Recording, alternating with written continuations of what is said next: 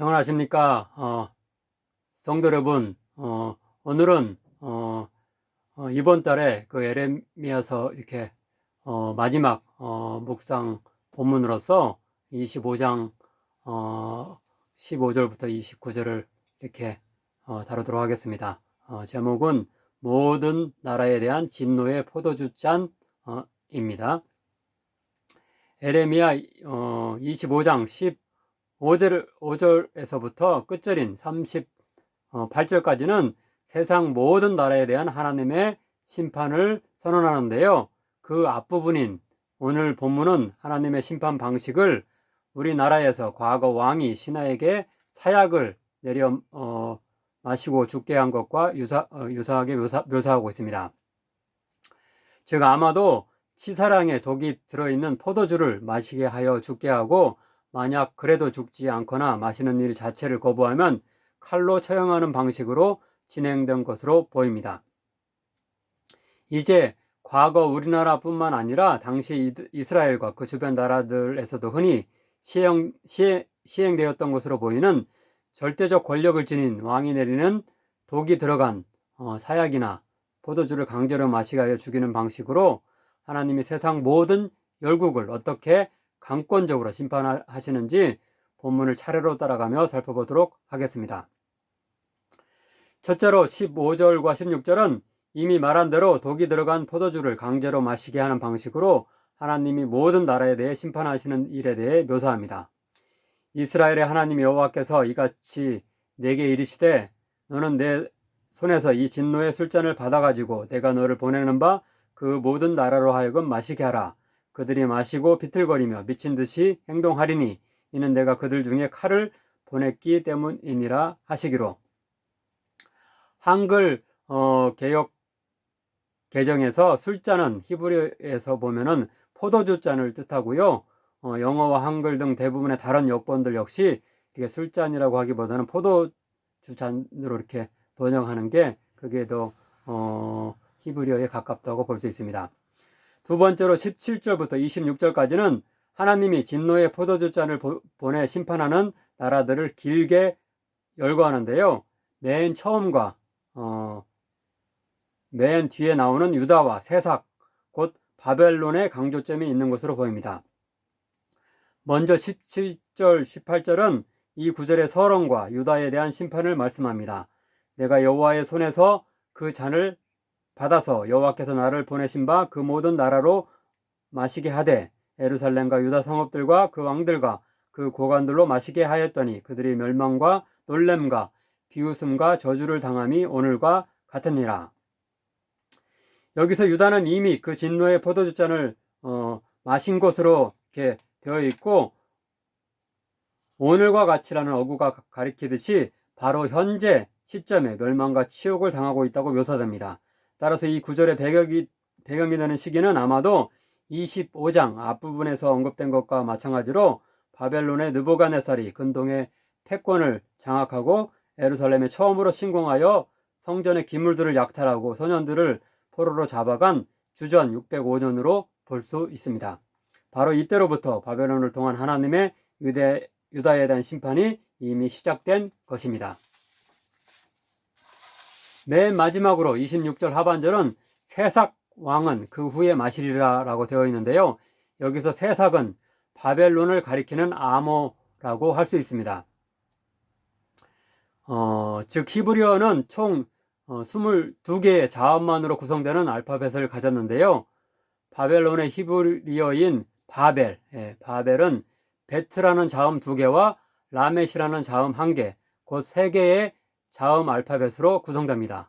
한글로는 비읍 2개와 리을 1개의 자음이라고 할 수 있습니다. 바벨이니까 비읍 그리고 맨 끝에 받침 리을, 그래서 비읍 리을 이렇게 3개의 자음으로 구성된다고 볼 수 있습니다. 그런데 그중 베트라는 알파벳은 순서상 처음으로부터 2번째 자음이고 라멧은 처음으로부터 12번째 자음입니다. 그런데 그 알파벳 순서를 거꾸로 하여서 뒤로부터 2번째 알파벳은 뭐냐 하면은 쉰인데 한글로 말하자면 시옷이고 12번째 자음은 본래는 앞에서부터 12번째 자음으로서 이렇게 라멧인데, 그걸 이렇게 순서를 뒤바꿔서 뒤로부터 12번째는 뭐냐면은 카프입니다. 카프. 근데 그거는 한글로 말하자면 키읔입니다. 따라서 시옷이 둘이고 키읔이 하나인 단어를 만들면 세삭 또는 세사크가 되는 것입니다. 예, 세삭. 이렇게 해서 시옷, 그 다음에 맨 끝에가 키읔인데 발음하기 힘드니까 그냥 기억으로 해서 세삭이라고 한글 성경에서 번역하고 있는 것입니다.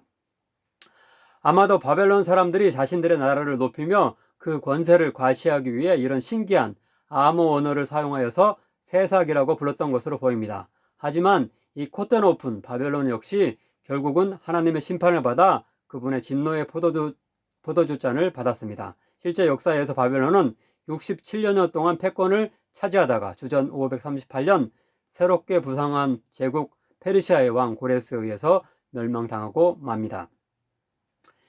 유다와 바벨론 중간 지점에는 수많은 다른 나라들이 언급되는데요. 즉 19절에서 26절 상반절입니다.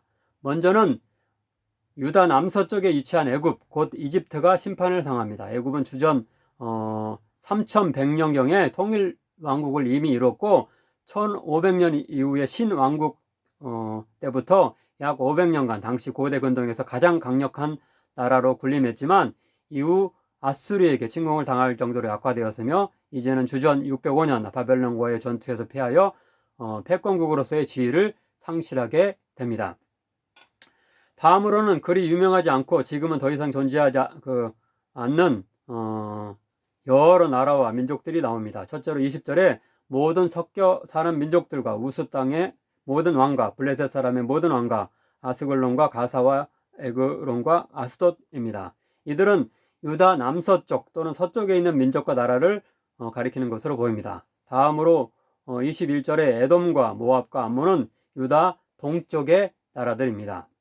이어지는 22절에 두로와 시돈과 건너쪽 섬은 좀 더 먼 북서쪽을 가리킨 것으로 보이고요. 다시 23절, 24절은 동쪽으로 방향을 돌려서 보다 먼 동쪽의 사막 지역의 나라와 민족들을 열거하는 것으로 여겨집니다. 드단과 데마와 부스와 살적을 깎은 모든 자와 아라비아의 모든 왕과 광야에서 섞여 사는 민족들의 왕. 예, 여기서 그런데 살적이란 말이 좀 생소한데 이것은 얼굴, 앞쪽에 귀 옆부분 머리를 가리키는데요.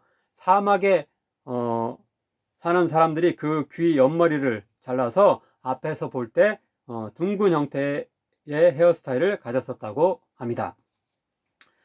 또한 25절에서 26절 상반절은 아마도 바벨론보다도 더 먼 북쪽에 위치한 나라들을 가리키는 것으로 보입니다.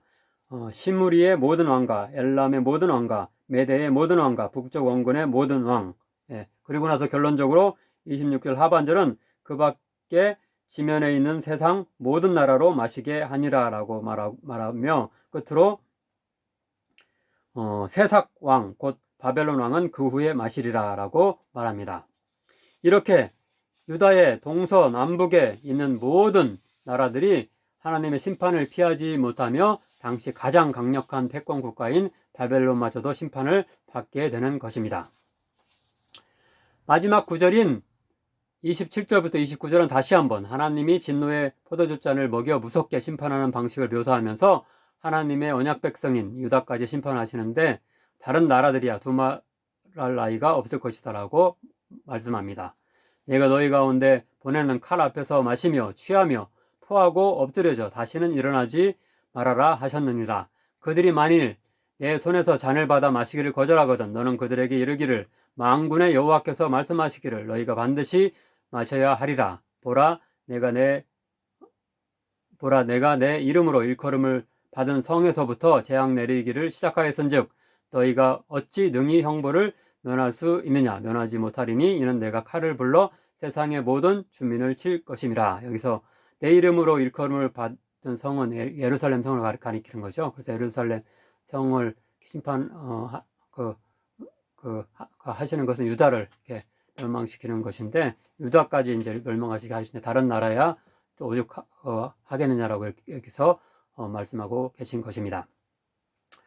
본문에서 우리는 하나님이 역사의 주관자이시며 제 아무리 강한 제국이라 할지라도 하나님의 심판의 칼과 진노의 포도주잔 앞에서는 아무런 저항도 할 수 없다는 사실을 깨달을 수 있습니다.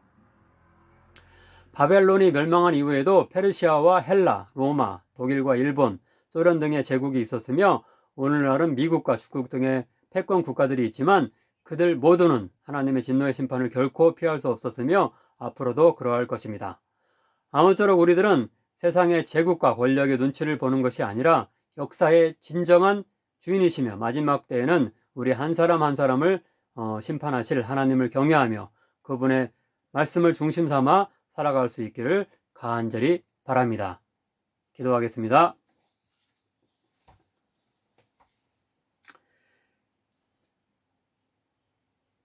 사랑의 하나님, 이번 달 에레미야 묵상 이렇게 마지막으로 우리가 하나님께 불순종할 때 본래 언약 백성이었던 유다까지도 하나님의 진노의 포도주잔을 피하지 못할 정도로 이 세상 모든 나라와 민족이 심판받는 사실을 알게 하시니 감사드립니다. 이 시대의 모든 나라들, 특별히 강대국으로 불리는 나라들부터 회개하며 하나님의 말씀을 두려워하고 불의와 악행을 범하지 않도록 인도하소서. 비록 약소국의 국민이라 할지라도 강대국의 눈치를 보는 것이 아니라 하나님의 말씀대로 정의와 공의, 인애와 평화를 먼저 소신 있게 실천함으로 하나님의 축복을 누릴 수 있게 하소서. 예수님의 이름으로 기도하옵나이다. 아멘.